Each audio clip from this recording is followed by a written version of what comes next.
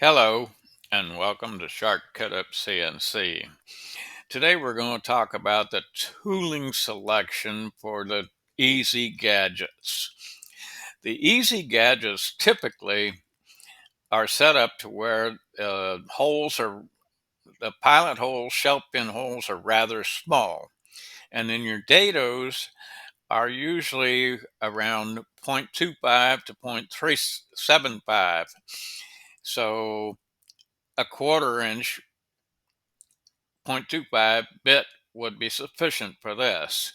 And for the pilot holes, assembly holes, and the shelf pin holes, the 125 inch, if you typically set up your tools in this manner, you should not have a problem with the gadget function with the tools that are here.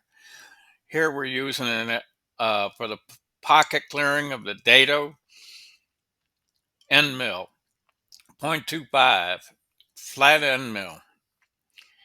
And it has a cutting height of 1 inch, which would be sufficient for cutting. You could actually use one less than that and it'll be fine, because the dados are typically either 0.375 deep or 0.25 deep, depending on the width and the material thickness available. Now, the profile bit, that's your cutout bit. This pocket bit, that's the cleanup bit that goes behind the pocket bit on the dado to clean up the profile. In other words, it's also cutting the dado to size, because on this particular pass here, the pocket clearing, it only cuts and leaves a little bit on around the outside edge of the dado. The dado will be rather tight if you just skip this. So you have your pocket clearing, that's your dado. Then these are all the hole for all the different size holes. The shelf pin holes may be a little bit bigger than the assembly holes, and the drawer slide holes may be about the same size as the assembly holes. But typically, if you set up your gadget with these tools or these size tools, 0.25, 125, 125, 25, you'll be fine. The gadget should function.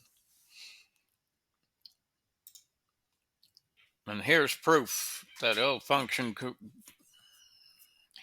There is an error message that is due to it not having a center panel, and it's asking for a layer, about a layer, and that layer is not created due to the fact there is no center panel, and it's not going to drill holes to the top of the stretchers at the center where the center panel goes.